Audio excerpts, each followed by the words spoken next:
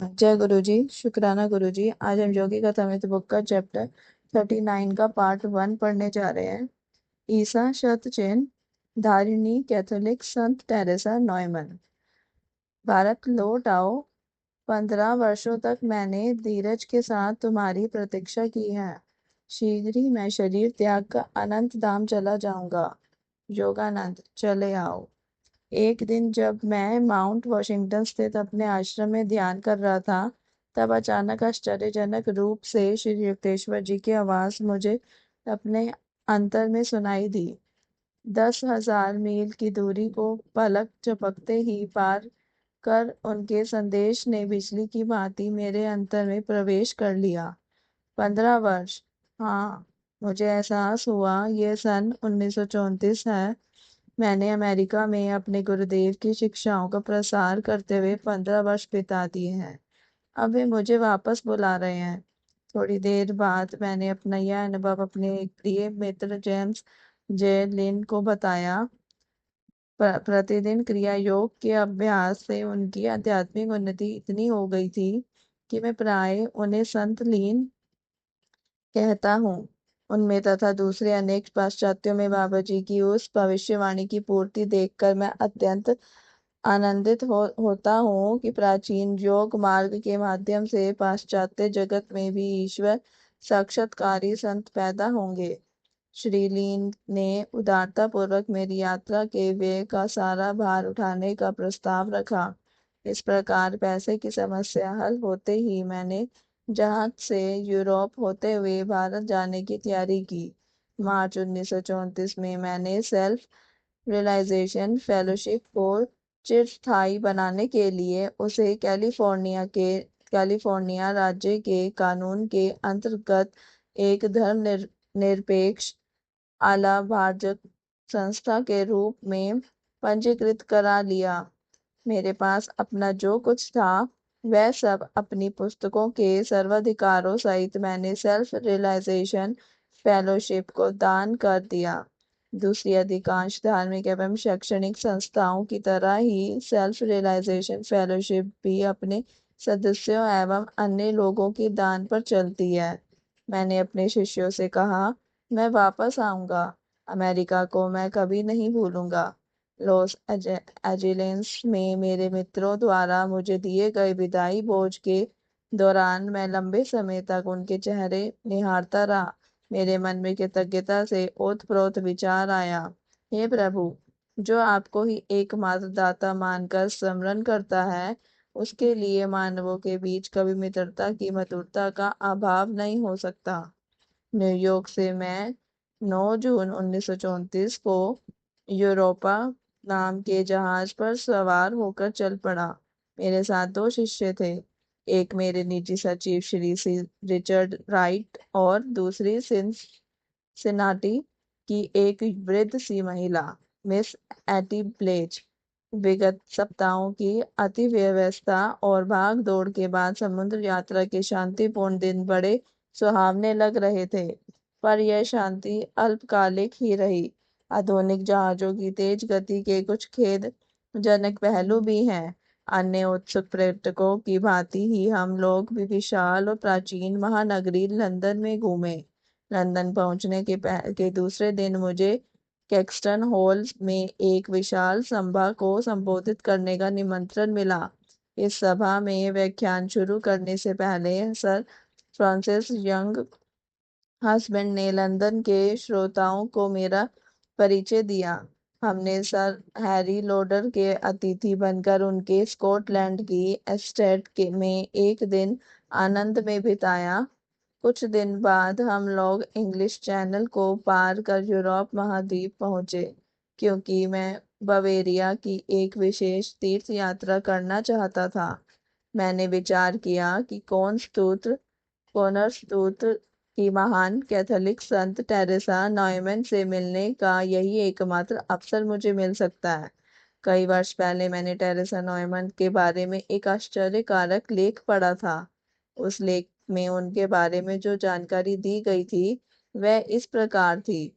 Teresa Neumann का जन्म 1900 में गुड फ्राइडे के दिन हुआ था। जब वे 20 वर्ष की थी तब एक दुर्घटना में वे अंधी हो गई और साथ ही उन्हें पक्षाघात भी हो गया। द लिटिल फ्लावर के नाम से विख्यात लीसों की संत टेरेसा की कृपा से 1923 में उनकी दृष्टि चमत्कारिक ढंग से वापस आ गई। बाद में टेरेसा नॉयमन का पक्षाघात भी ठीक हो गया। 1923 से ईश्वर के प्रसाद रूप में चर्च से दिए जाने वाले छोटे से वेफर के अतिरिक्त टेरेसा नॉयमन ने अन्न जल का पूर्ण परित्याग कर दिया है। 1923 में टेरेसा नॉयमन के माथे पर, छाती पर, हाथ पांव पर ईसा मसीह के पवित्र घाट प्रकट हो गए। सूली पर चढ़ाए जाने से पूर्व और सूली पर चढ़ाए जाने के दौरान ईसा मसीह को जो जो यातनाएं दी गई, उन सब यातनाओं को वे प्रति शुक्रवार को अपने शरीर में अनुभव करती है। टेरेसा नॉयमन को केवल अपने गांव की सरल जर्मन भाषा ही आती है, परंतु शुक्रवार के इन अनुभवों के दौरान बाबा वेश में वे कुछ ऐसे वाक्यों का उच्चारण करती है जिन्हें विद्वानों ने प्राचीन फलिस्तीनी भाषा के रूप में पहचाना है। अपने इस दिव्य दर्शन के दौरान उचित अवसरों पर वे हिब्रू या यूनानी भाषा भी बोलती है। चर्च के अधिकारियों की अनुमति से कई बार टेरेसा नॉयमन को वैज्ञानिक निरीक्षण में भी रखा गया। प्रोटेस्टेंट जर्मन समाचार पत्र के संपादक डॉक्टर फ्रिट्ज गार्लिक इस कैथोलिक पाखंडी का भंडाफोड़ करने के लिए कॉर्नरस्ट्रूथ गए थे, पर मन में श्रद्धा लिए लौट आए और उन्होंने उनका पूर्ण श्रद्धाभाव के साथ जीवन चरित्र लिख डाला।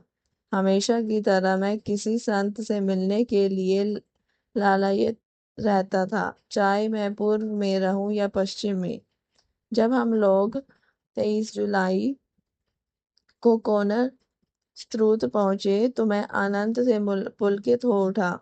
बवेरियाई किसानों को हमारी फोर्ड कार, इससे हम लोग अमेरिका से अपने साथ लाए थे और उसमें बैठे अलग अलग प्रकार के लोगों, एक युवा अमेरिकन पुरुष, एक प्रौढ़ महिला और कोट के कॉलर के नीचे अपने लंबे केशों को दबाए एक श्याम वर्णीय भारतीय को देखकर काफी कुतूहल हो रहा था।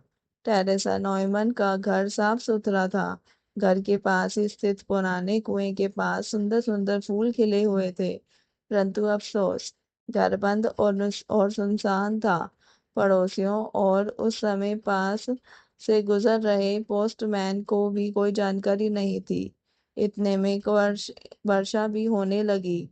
मेरे साथियों ने लौट चलने की राय दी। नहीं, मैंने दृढ़ता के साथ कहा, जब तक टेरेसा नॉयमन के पास पहुंचने का कोई न कोई सूत्र मेरे हाथ नहीं लगता, मैं यहाँ से हिलने वाला नहीं। 2 घंटे बाद हम उस बेजार करती वर्षा में अपनी कार में ही बैठे रहे। मैंने शिकायत भरा निश्वास छोड़ते हुए कहा, भगवान, यदि उन्हें यहाँ नहीं होना था तो आप मुझे यहाँ तक लाए ही क्यों? इतने में एक अंग्रेजी भाषी व्यक्ति हमारे पास आकर खड़ा हो गया। उन्हें नम्रतापूर्वक सहायता प्रदान की। उसने कहा, मैं निश्चित तो नहीं जानता कि टेरेसा नॉयमन कहाँ है, परंतु वे प्राय यहाँ से 10 मील दूर आइसकाट विश्वविद्यालय में वहाँ के विदेशी भाषाओं के प्रोफेसर फ्रांस विर्ट्ज से मिलने जाती है। दूसरे दिन सुबह तुम लोग कार से छोटे से शांत नगर आइसकाट्स में जा पहुंचे। डॉक्टर वुड्स ने प्रेम पूर्वक अपने घर में हमारा स्वागत किया। हाँ, टेरेसा नॉयमन यही हैं। उन्होंने टेरेसा नॉयमन के पास संदेश भेजा कि कोई उनसे मिलने आए हैं। संदेश ले जाने वाला शीघ्र ही उनके उत्तर के साथ वापस आया। यूं तो बिशप ने मुझे उनकी अनुमति के बिना किसी से मिलने के लिए मना किया है, परंतु भारत के इस संत से मैं अवश्य मिलूंगी। उनके इन शब्दों ने मेरे हृदय को छू लिया। डॉक्टर वुड्स के पीछे पीछे मैं सीढ़ियां चढ़कर ऊपर के बैठक खाने में गया। टेरेसा नॉयमन तुरंत ही वहां आ गई। उनसे शांति और आनंद निश्चित हो रहा था।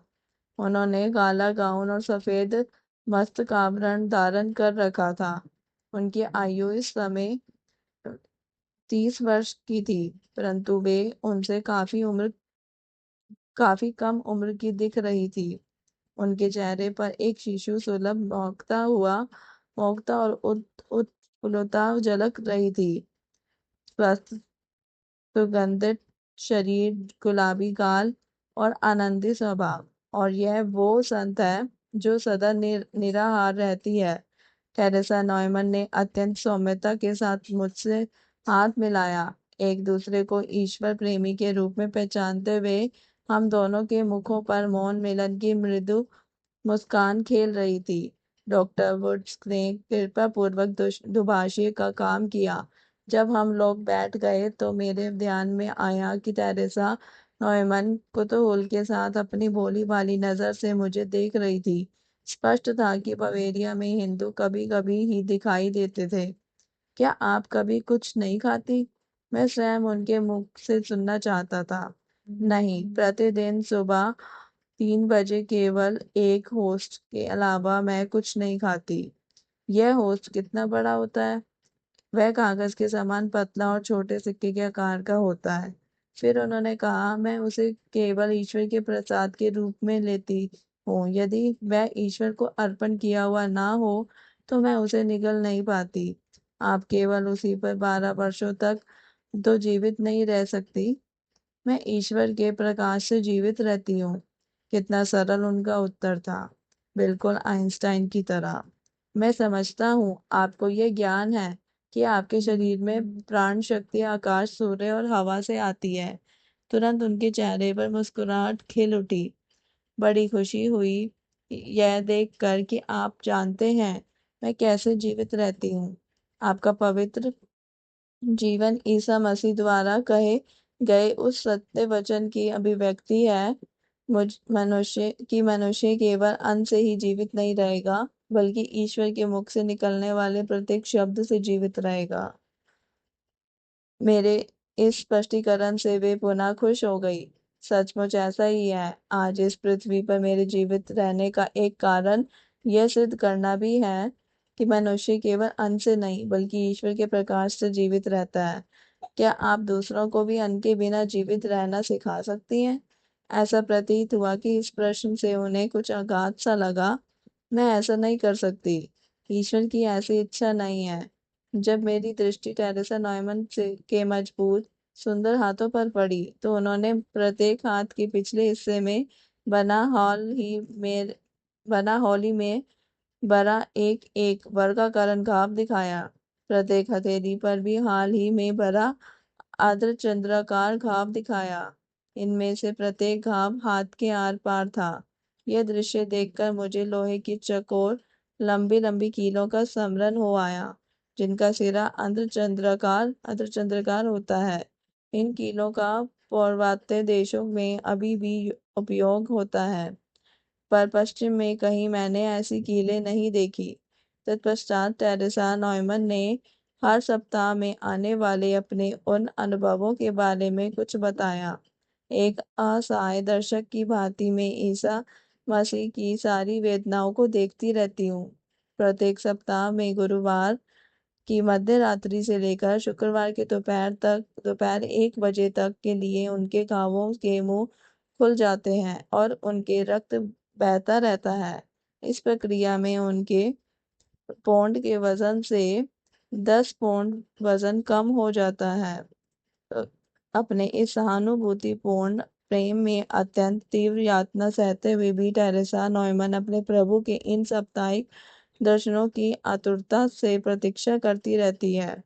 उसी क्षण मेरी समझ में आ गया कि नए नियम न्यू टेस्टामेंट में वर्णित ईसा मसीह के जीवन और क्रूस पर उनकी मृत्यु की ऐतिहासिक सहायता के बारे में सभी ईसाइयों में विश्वास की पुनः प्रतिष्ठा करा देने और गैलीली के उस महान संत ईसा मसीह तथा उनके भक्तों के बीच अमर संबंध का रोमांचक प्रदर्शन करने के लिए ही ईश्वर ने टेरेसा नॉयमन के विलक्षण जीवन का सृजन किया है। जय गुरु जी। शुक्राना गुरु जी। इसी के साथ इस चैप्टर का पार्ट 1 समाप्त होता है। कल हम इसी का पार्ट 2 पढ़ेंगे। आपको ये चैप्टर कैसा लगा कमेंट करके जरूर बताएं। साथ ही वीडियो को लाइक शेयर कमेंट भी जरूर करें और चैनल को सब्सक्राइब करना ना भूलें। ओम नमः शिवाय। शिव जी सदा सहाय। ओम नमः शिवाय। गुरु जी सदा सहाय।